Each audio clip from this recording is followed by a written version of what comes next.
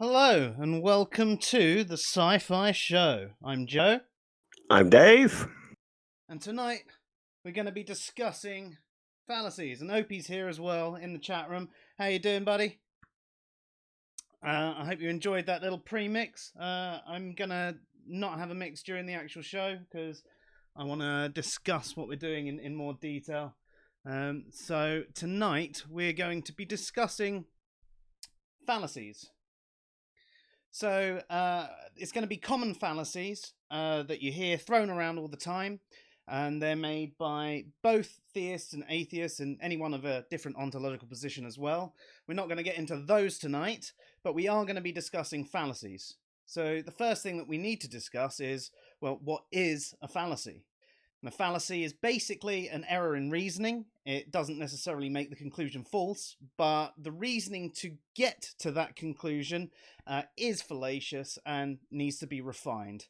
So tonight we're going to go through a number of different fallacies and, talk about how they are sometimes used incorrectly and also when they're shouted incorrectly, because some things people do is actually go, oh, that's a fallacy, rather than address the argument, and actually the person isn't actually committing a fallacy anyway.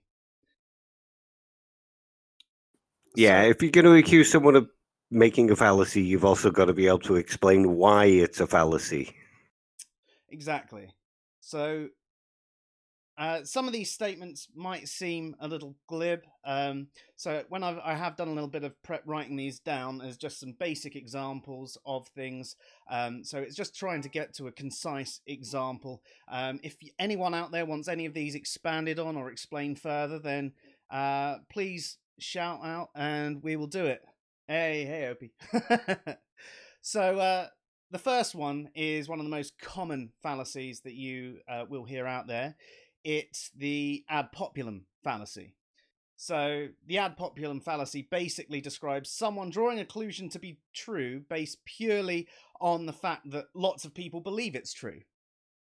So, an example of a theist doing this might be saying, well, there's more people around the world that believe in a god, some form of god, than people that don't. Therefore, it must mean that there is something true to that. It must mean my god is real. And from the atheist point of view, you can get people saying, most atheists I speak to say atheism is only defined as a lack of belief in gods. Therefore, that is the only definition of atheism. Do you have any that you want to add to either of those, Dave? No, not that I can think of. It's like quite a common thing, to be honest. It is, and it's also quite commonly shouted out incorrectly.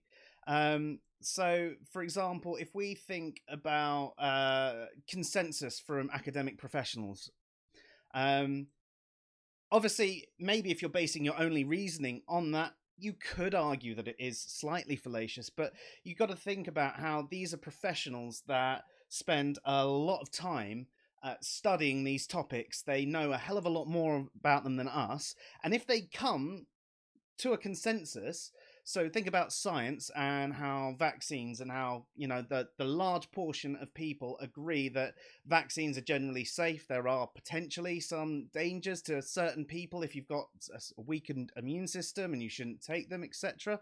But for example, that is one where we can trust that everything's done. In fact, peer review is basically that ad populum, if you want to go that way. It's a lot of people reviewing the work and trying to prove it false, and actually all going, well, actually, no, we haven't been able to. So therefore, we're going to say that it's at least seems to be true. The same can be said for the historical method as well. A lot of people examine a number of different things throughout history, and they will, have a look at all the things, and then you look at what they agree on between them, and you take this sort of consensus view on the topic. Things with history, the further back you go, the harder it is to say what actually did happen. So you have to use as many sources as you can find and try and get a sort of consensus view. Is there Yeah, anything you'd like to add to that, Dave? I think one of the important things to remember is when people say the consensus view is so and so, they're not saying it's right because it's the consensus. They're just saying that all these people with expertise in the matters all come to this consensus. Yeah, exactly. So it's basically saying this is most likely the case, especially with history. There is no real certainty there. As the further back you go, the less certain it is. It's saying, based on what we know, this seems to be the case. This is what is evidenced. This is how we feel it is. Obviously, it's a lot easier now with all the technology that we've got going on, and you consider all the social media and all the tracking on our phones and everything like that. We'll probably never have such a big issue with ancient history again, unless there's a virus that somehow wipes out all the data that we have around the world. But going back that far, that's sort of how it works. Just wait for COVID-20.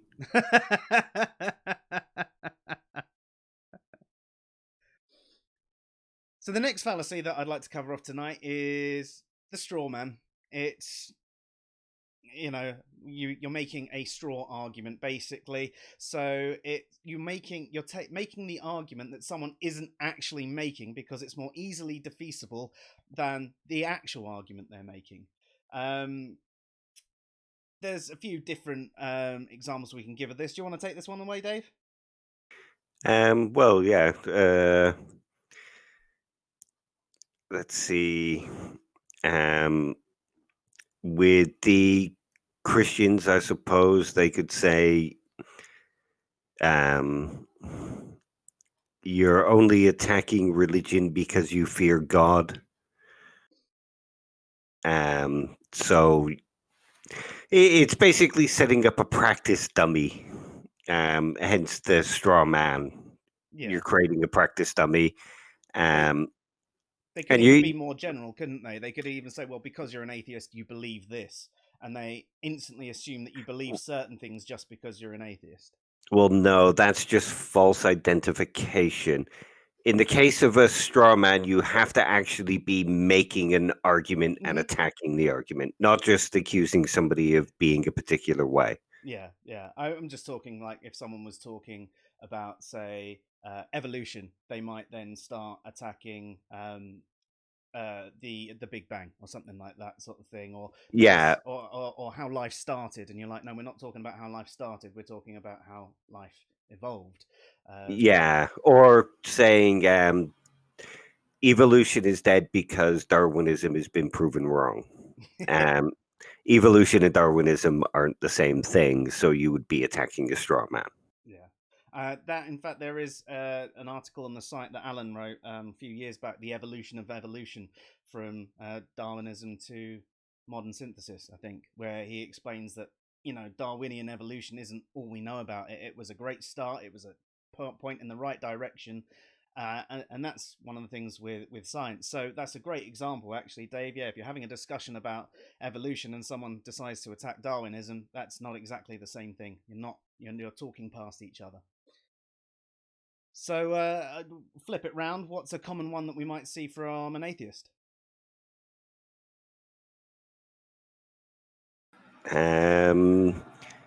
You only define atheism as the belief gods do not exist to make it easier to attack. Yeah, fair. So in this one, the straw man fallacy is always a fallacy. There is no way around it. But there are times when people do shout it out incorrectly. For example, you might ask the question, "Do you mean X? Is this what you're talking about?"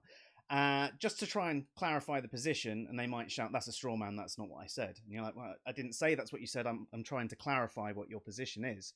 There also might be situations where they are talking about X, and if X is true, it would mean, say, Y is also true. So you discuss X and Y, and they go, "Well, I'm not talking about Y." You're like, "Okay, but X and Y are linked." Yeah, if X entails Y, then it's valid to talk about Y. Exactly. It's not a straw man, yeah. So the next one we're going to cover off is the appeal to ignorance, and excuse my Latin, but argumentum ad ignorantium. Is that any good, Dave? Did I get it right? Argumentum. So argumentum, yeah, isn't that what is? Argumentum. Argumentum. Oh, okay. Caecilius es in atrium. That's all I remember from Latin. That sounded very German. Okay. Anyway. So the appeal to ignorance asserts that a proposition is true because it has not yet been proven false, or a proposition is false because it has not yet been proven true. So the common one for a theist would be, well, my God is real because you've not proved it false. And you flip it around for an atheist, your God is false because you've not proved it true. That one's quite easy. Do you have any other examples that pop to mind, Dave?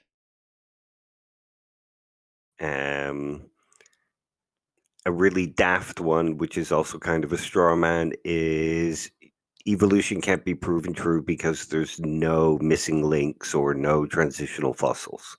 Yeah. And on that one, everything's transitional.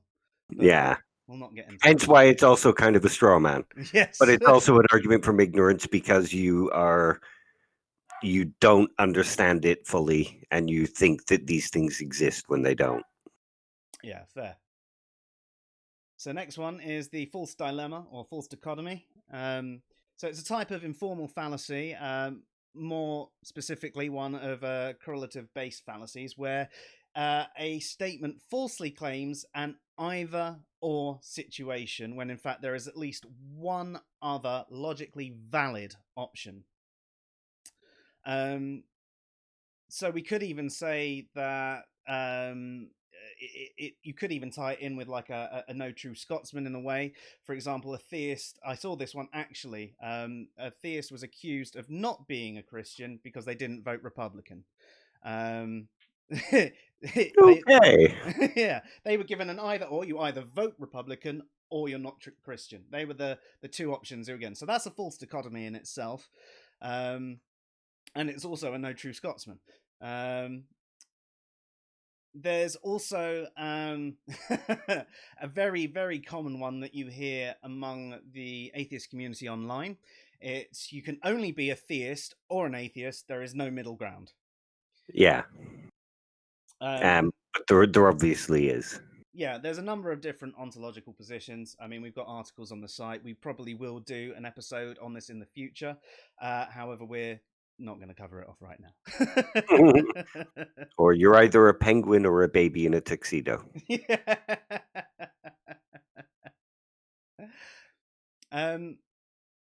So there are times when it's not a fallacy, and that is when there's a genuine dichotomy. For example, a normal light switch can only either be in an on or an off position.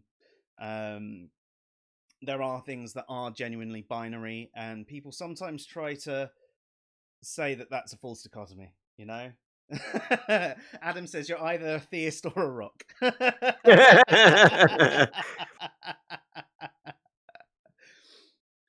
So next one up, we've got the slippery slope fallacy. So this is kind of how it sounds.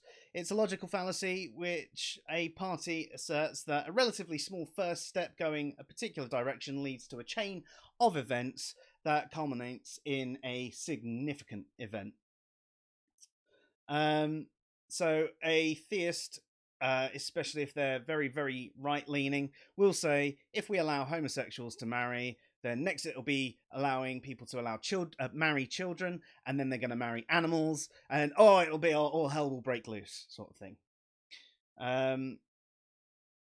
So with an atheist, see, this one's a bit of a harder one for me, but we could say things like, if you let Catholics babysit kids, it'll lead to lots of child molestation, because the Catholic Church enables that sort of thing.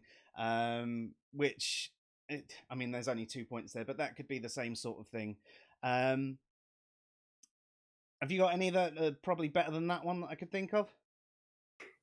Well, there's jokey ones, like if you allow Arabic numerals in schools, you'll end up with girls wearing hijabs.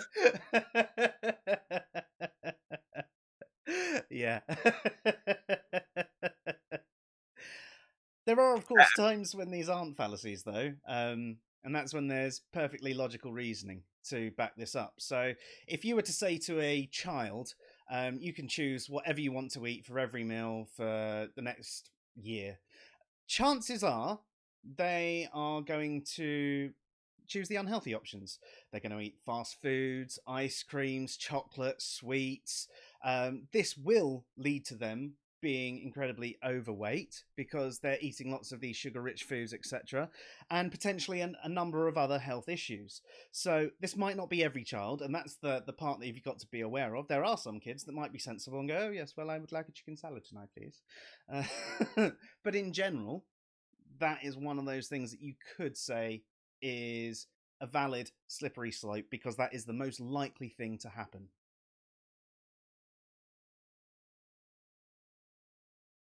Sorry, I was responding to Opie. Okay. So next up, we have the circular argument. So circular reasoning is a logical fallacy in which the reasoner begins with what they're trying to end with. So the components of a circular argument are often logically valid because if the premises are true, then the conclusion must be true. So the common one that you will hear from many Christians is that the Bible is flawless because it's the word of God, because it says so in the Bible, therefore it's flawless. You get similar claims about the Quran and all that sort of thing. I suppose with atheism, you often get people going, well, atheism is the more rational position, and only rational people are atheists. Therefore, as an atheist, I am a rational person because I hold the more rational position, and therefore everything that I say is rational because atheism is the more rational position. It's sort of going round and round in that thing, instantly assuming just because you're an atheist, therefore you're rational, which is irrational in itself. So it's quite ironic as well. Yeah. So times when it's not a fallacy, there are certain tautologies that sort of just work, aren't there? Like certain theories of truth. The correspondence theory, it is quite circular when you actually look at how you describe it. So it's that is which in accordance with reality, and you go into reality and it speaks of facts, and facts speak about what's true, and it's just one of those things that just sort of works. It's not without problems, but it's not necessarily the same thing as a circular argument. Yeah, that's it. It's not actually a circular argument. I mean, you could go with the stuff like God is the creator of the universe. If the universe exists, it's created. Therefore, God created the universe. That's a poorly put, but it's that kind of thing. You start with your conclusion in the opening premise, and then argue for that opening premise as the conclusion. Yeah. Even if it's worded slightly different. Yeah. Yeah, and we see a lot of them going around. So yeah. So the the hasty generalization is the next one up, and that's a fallacy in which a conclusion is reached is not logically justified by sufficient or unbiased evidence. So a common one you might hear from theists is atheists are just rebelling against God because they don't want to be judged for their sins, or they hate God, or that sort of thing.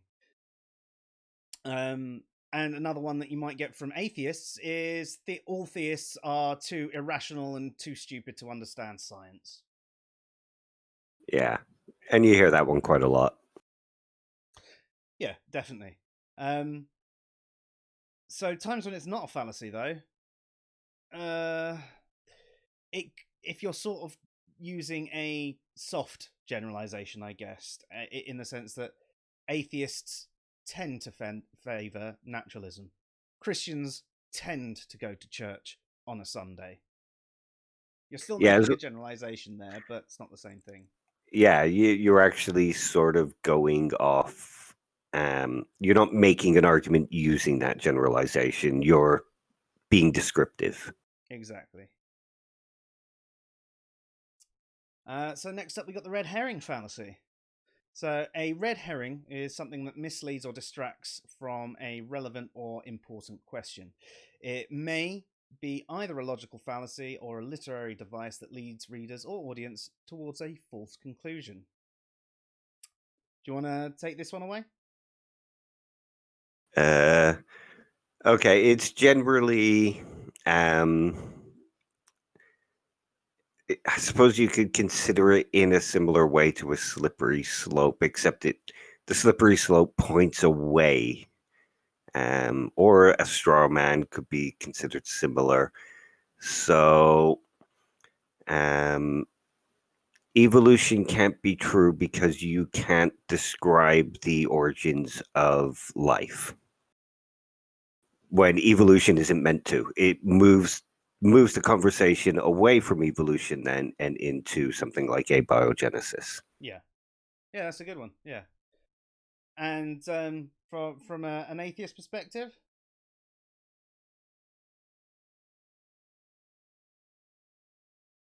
Uh, okay. See, the problem with doing it from the atheist perspective is there's no common arguments like that.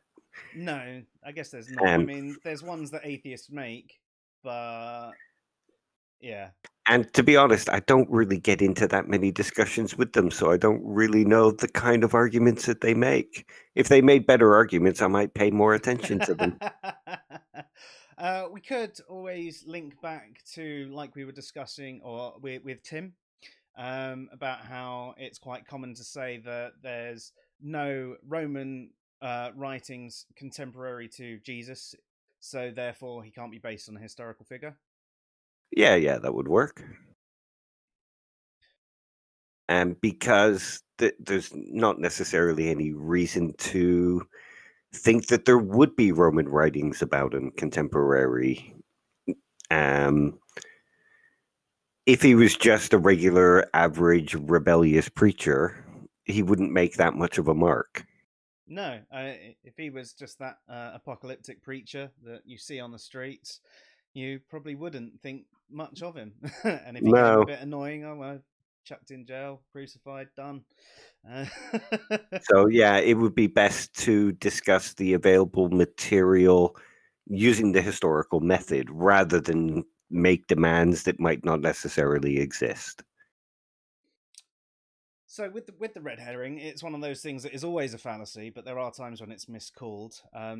In the same way that a straw man is, there are times where if A is true, B follows, and someone might call you out as a red herring for addressing B. So the to quoque fallacy is the next on the list. To quoque. To quoque. Oh, I've only Yeah. ever read Yeah, it. it's to quoque. Do you know? I think being dyslexic, but also reading lots, has led me to a lot of problems. When I used to play Warhammer as a kid, and I was about, I don't know, 9, 10 years old or whatever, and it used to say on the side Citadel miniatures, and for a year I thought it said Kittel miniatures because I just couldn't.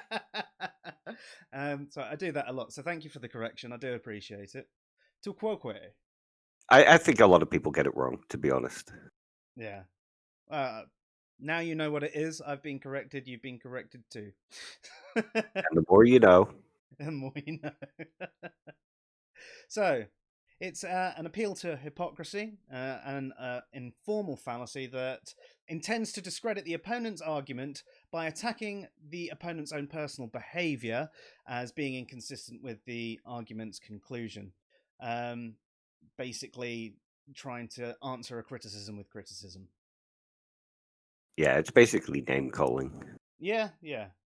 Um, you could say a theist might go, well, I might have faith, but so do atheists. It takes more faith to believe in God than it does to not believe in God than it does to believe in God.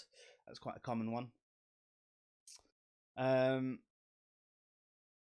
and similarly for an atheist, it's, science may not have all the answers, but I believe in things. But to believe in things based on faith is never a path to truth. Yeah, it's a lot of the time it's used in the political realm more than anything. Um, my opponent can't solve crime because he's a socialist. Yeah, yeah, which is a ridiculous statement in and of itself. Yeah, And that's one that's basically always a fallacy. I yeah, don't it's even, name calling. yeah, I don't think I've ever actually seen that one misused either. Um, personally, but if anyone has, feel free to correct me. Next, we have the causal fallacy. It's a fallacy brought about by attributing a false cause during the argument. During reasoning, A is attributed to the cause for B when A is not related to B. Every time I go out, it rains. Therefore, me going out is going to cause it to rain. So we can see this one quite commonly with theists who will, anytime something good happens, it's because of God. So say they couldn't find their keys and they prayed to Allah, and then all of a sudden they remembered that they were in the kitchen, so Allah helps them find their keys. And for atheists, it's Catholic priests molest children after joining the church. Therefore, Catholic religion causes child molestation. Yeah, any attribute to a false cause, really. Yeah. Because one of the reasons it's bad is based on the principle of explosion. If you start with a false cause and a false conclusion or a false premise, then it will just expand and expand and expand, and everything that comes from it is most likely to be false. If it's true, you've just got lucky. Next one's bit of a favourite of mine. I think I included it in a few articles about a couple of arguments I've had. It's the genetic fallacy, also known as the fallacy of origins or fallacy of virtue. It's based solely on someone or something's history, origin, or source rather than its current meaning or context. So it's quite easy to explain both of these ones. So a theist could say, well, this site or this video is being run by atheists, so therefore their information must be wrong.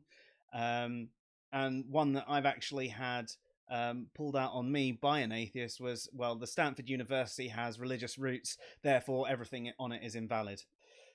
Yeah. It's quite a common one. Like anything that comes out of the Bible must be false. Yeah. Because the Bible's a fairy tale book. That's quite a common one as well. There's so many like that. And actually, the old adage, even a broken clock is right twice a day. Yeah. Another one, I guess you could say, there's no truth in the Bible because it comes from goat herders. That's both an ad hominem and a kind of genetic fallacy. Yeah. So it can be argued that this one is actually always a fallacy as well. But you could potentially allow it if a particular source has persistently been debunked about a particular subject. Say it was an anti-vaxxer site that was constantly posting anti-vax information and false studies and all of that sort of thing.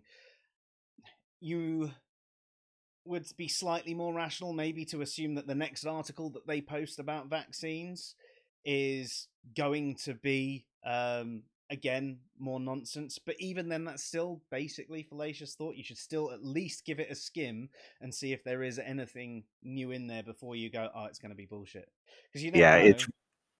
It's wrong because of the argument that they make rather than the source that it comes from. Exactly.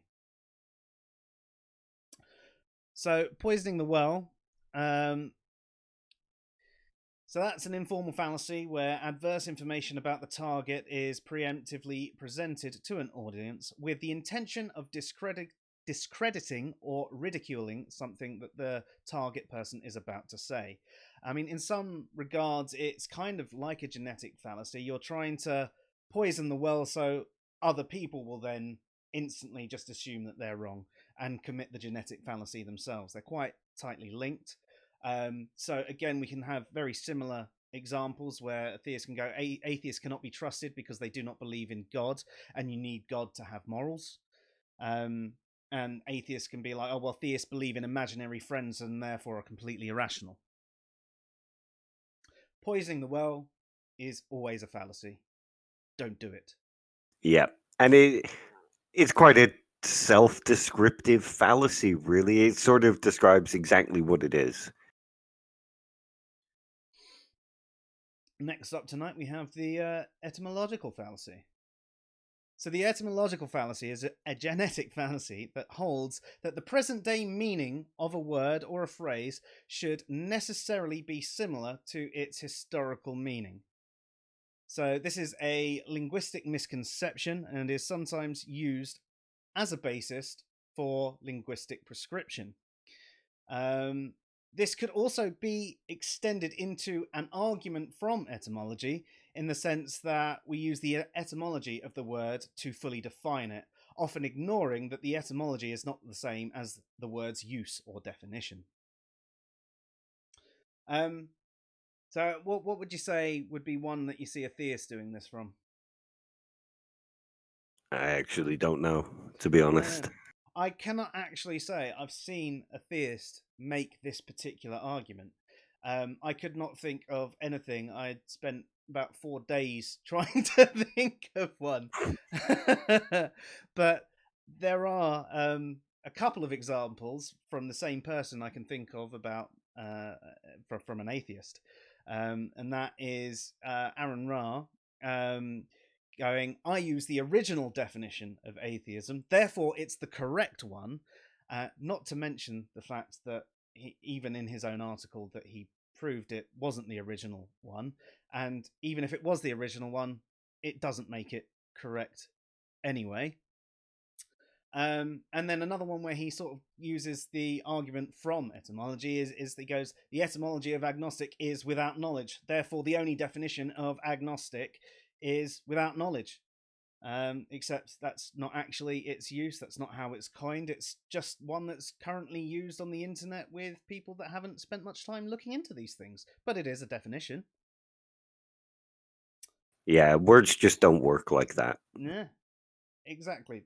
They have a number of different uses, and they have common uses, and we have contextually correct or normative uses of particular terms. So we could actually say that the way theory is used in science or evolution is described in science, they have normative uses. So theory is, I'm not going to go into the full thing, but it's basically a description of something that's going on in the world, something natural. And if we think about evolution, it's not a change in kind.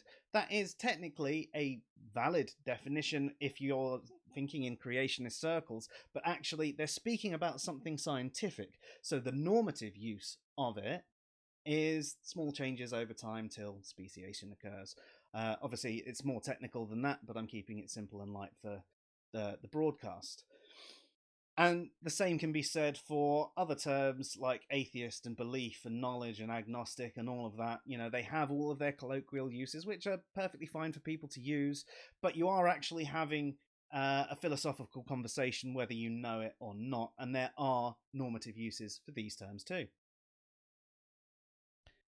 I think as well with this one, it's probably also always a fallacy in a way, unless you're trying to say that that shouldn't be the normative definition because I don't know. Yeah. So, guilt by association. Guilt by association fallacy occurs when someone connects an opponent to a demonized group of people or to a bad person in order to discredit his or her argument. The idea is that the person is guilty simply by being similar to this bad group, therefore should not be listened to about anything. Don't listen to her, she's Antifa. I think both theists and atheists are guilty of doing this to each other as well, aren't they? They both demonize each other and they spend so much time talking past each other instead of talking about the common grounds and where they agree on things. They spend so much time going, oh yeah, well, I'm not listening to you because you're a theist. Yeah, I'm not listening to you because you're an atheist. And again, it's always a fallacy. Next one's reductio ad absurdum. Did I say that one right? Reductio ad absurdum, yeah. Yeah. So in logic, this is also known as the argumentum ad absurdum as well. It's also known as an appeal to extremes. It's a form of argument that attempts to establish a claim by showing that the opposite scenario would lead to absurdity or contradiction. In some respects, it is kind of like a slippery slope fallacy, except it's not even going down the path. It's literally going, well, if this happens, then this will happen. Um, can you think of any particular examples that you see theists or atheists commonly making? Nothing springing to mind at the moment. No, I've seen them coming up, but they aren't ones that I have actually seen a common trend between either theists or atheists. They just do happen sometimes. But there's also times when it's not a fallacy. So it's when you're using it as a rhetoric to point out genuine flaws in someone's argument rather than reducing it to an absurd state to dismiss it. Basically, if someone says something absurd, then and they're making an argument, but they don't realize it is. You go, do you realize if what you say is true, then it means X, Y, Z? And that might seem completely ridiculous, but that's because the initial premise is ridiculous in the first place. If an atheist is just something that does not hold a belief in God, then rocks are atheists.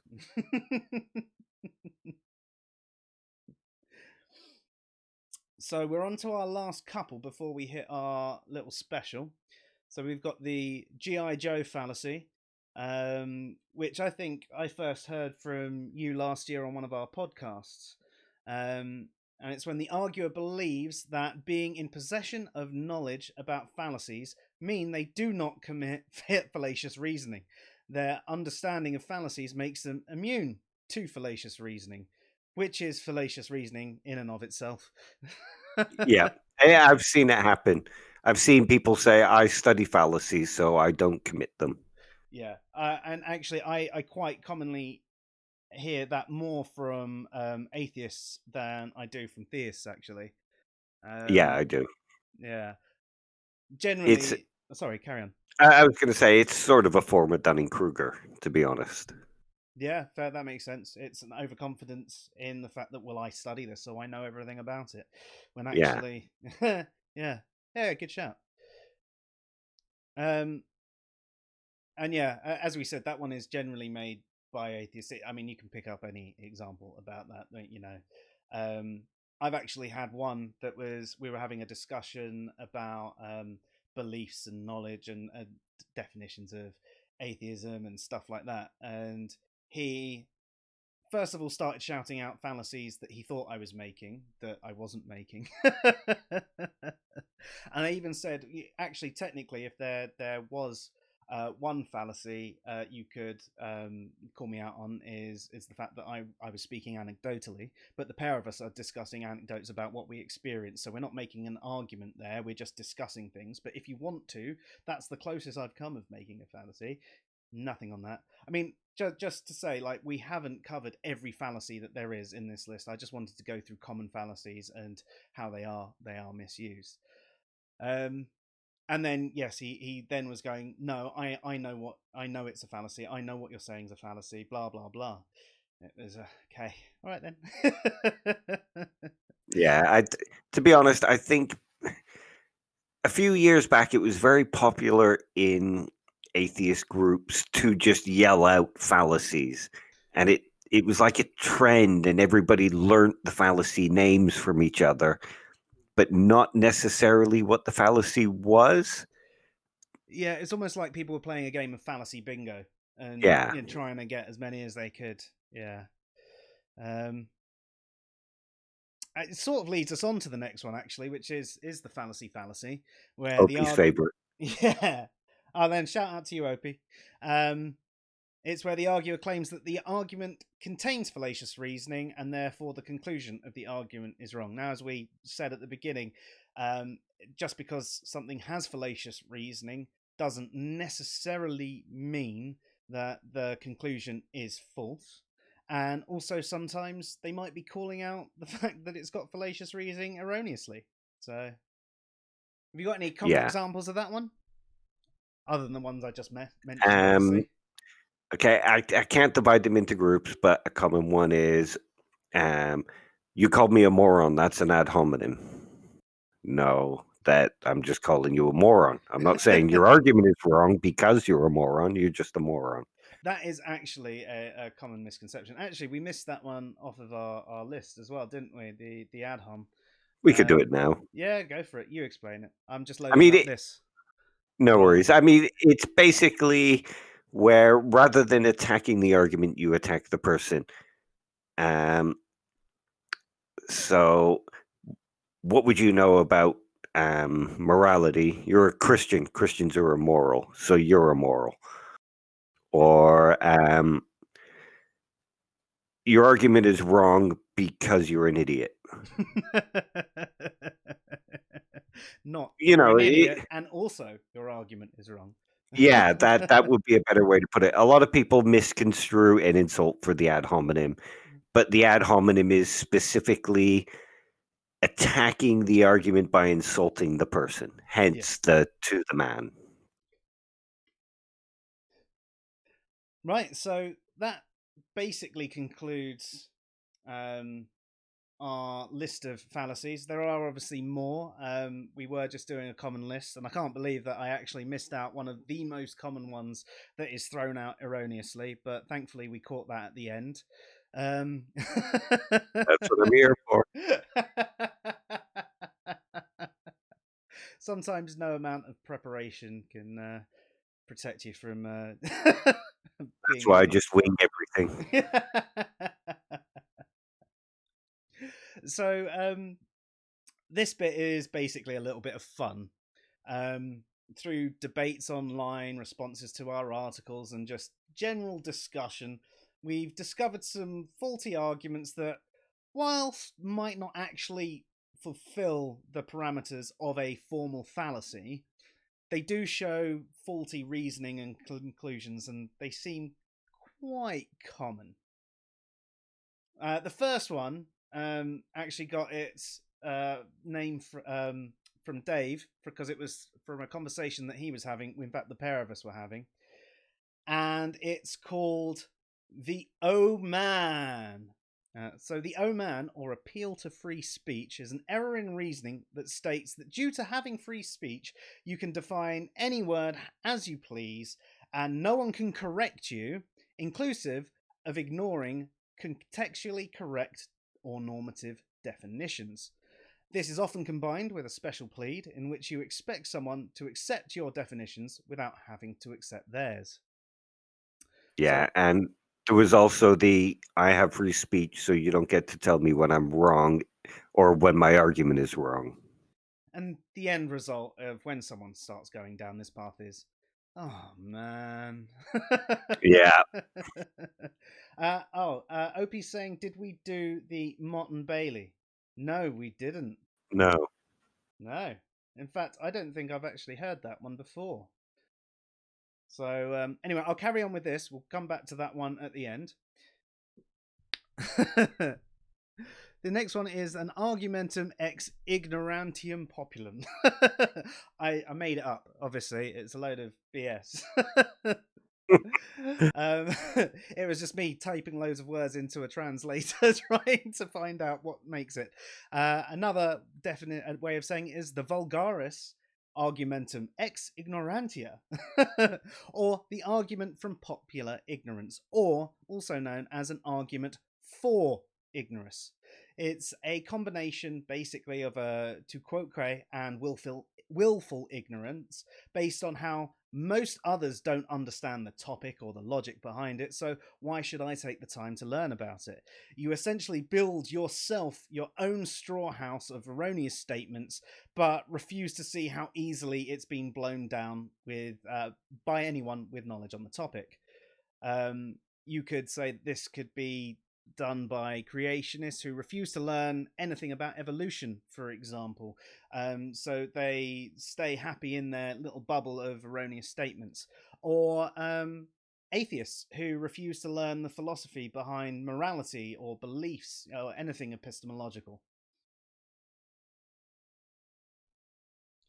The last one of our made up fallacies is the Wee Willie Winkler. The wee Willy Winkler, or argumentum ab ego, is an argument from ego. Typically, the person is an egomaniac, possibly brain damaged, and has such an inflated opinion of themselves and their metacognitive abilities, they assume they are always right and everyone disagreeing with them is wrong. And it's everyone else suffering with Dunning Kruger and not them. The irony is, due to the inflated ego and overestimation of one's abilities, Dunning Kruger, one misunderstands everything with the most amazing precision, but is so obsessive that one must be right they cannot let the topic go, and they'll flail around searching for anything that backs up their position. They'll operate on confirmation bias, for example, using Urban Dictionary as an authority for definitions, and spend more time speaking in fallacies than Ken Hamwood whilst discussing evolution. That just sounds like me. No, different Dave. It was crazy Dave. I know. I remember the conversation. So obviously they're a bit of fun.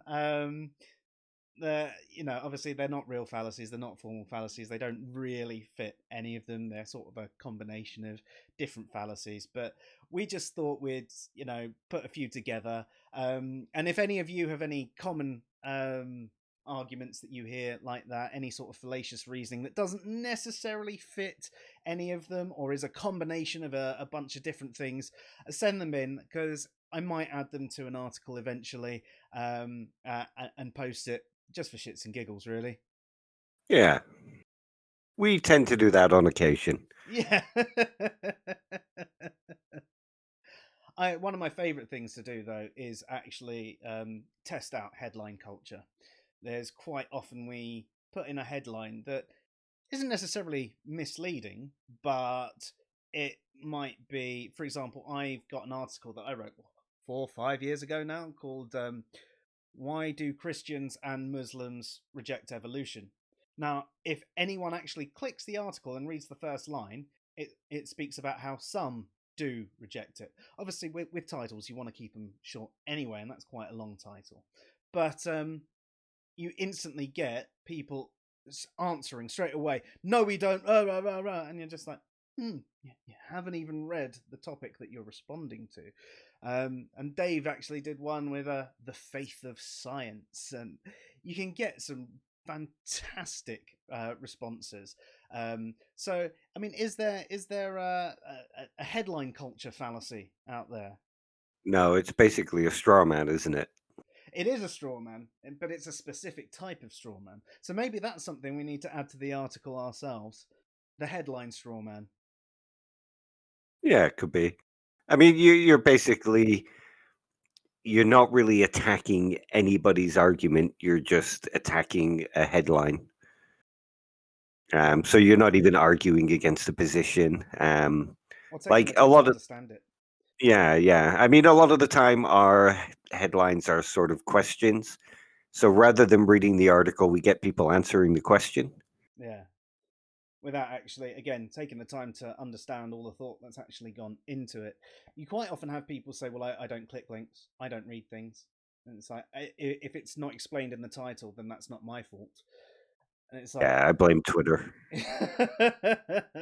If the it's argument doesn't fit in 248 characters, it's not a good argument. yeah, really, you want to take something incredibly complex and try and make it that concise? No. I had someone actually request that I basically either copy and paste the entire article into a message or took screenshots of the article and posted it, and I was just like, why don't you just click the link? Yeah.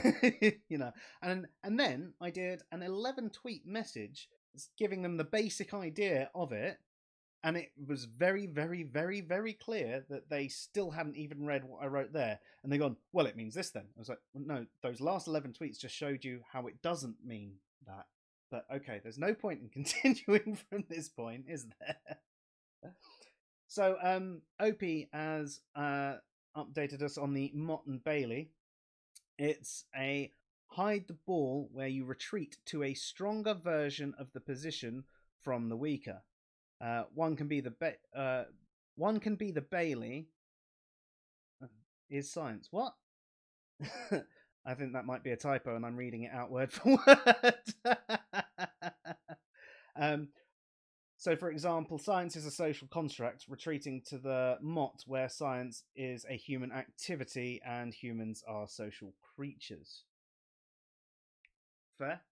I've not actually heard that one before. So there you go, a new fallacy for me. I don't think that's necessarily one for the common fallacies and their uses. But thank you very much, Adam. I'll actually have a look of that one later on and educate myself. And I will drop a link to that one in the show notes once I actually publish this.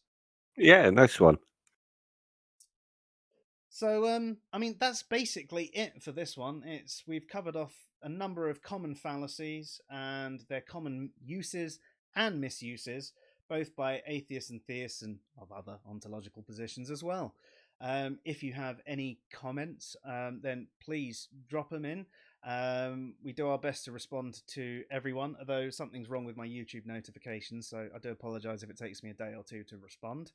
And yeah, if you've got any that you want to submit for those strange arguments posts that I'm thinking about doing, the made up fallacies post, definitely be up for hearing those as well. They're always entertaining, especially if you can link me to the context of where that actually originated, because sometimes it is just really entertaining to watch these things going on. Especially if you're not involved in it. They can be incredibly frustrating when you're actually involved in the conversation, but really entertaining from afar. So I'm definitely up for seeing some of those. That's why I watch the conversations instead of taking part in them these days. yeah, I really need to learn to do that. I need to stop spending as much time on Twitter. Yeah, In fact, we should just try and get people to just, if someone wants to have a conversation with something about one of our articles or anything like that, contact us and maybe we'll bring you on for an episode. As long as you've got at least some form of sound reasoning. We're not going to necessarily have any old person on here. But well, you yes. had me on. Well, you're not far off finishing that dissertation now, are you? Got to be handed in a week or two. Yeah, no, a week. Just a week. Blimey. Yeah, and by next Wednesday at noon. Oh God. All right. Yeah. Shall we maybe not do a stream next Tuesday then, so you can I really wasn't focus going on to. it? Yeah. Yeah. All right, so we're probably not going to do a stream until maybe the earliest of next Thursday. We might not do one next Thursday because Dave might do himself in with worry, and It'll be a celebratory stream. awesome. Years of study, finally done. Have a break and then on to do my PhD. Sounds awesome. We're also going to be having Ozzy on at some point. He wants to have a discussion with us about new atheism, how it was originally intended to be used versus how it has transpired to be on the net. So that one will be interesting because obviously there is a lot of the whole dumb new atheists. And we can understand why people are saying that sort of thing because there is an almost tribe-like mentality going on. But that's not necessarily how the term was originally supposed to be used. So we're going to have a discussion with him about that and how some atheists can be ideological, etc. Yeah, I'm looking forward to that one. Okay. Been a fan of Ozzy since the Gin and Tonic show. Really, I haven't seen that one. But he is great. I've watched a few of his on epistemology and stuff like that. He's definitely a very knowledgeable guy. It'd be a pleasure to have him on. So yeah, very much looking forward to having him on. So I guess that really leads us to the end of today. Unless there's anything else you want to say before we go. No, nothing I can think of. It's been a fun stream. It has, yeah. So we've done common fallacies and their uses and misuses. You've been listening and watching the Answers in Reason Sci-Fi show. And I'm Joe. Yeah, I'm Dave, and cheers, Adam. Good night, all. See you, Opie. Good night.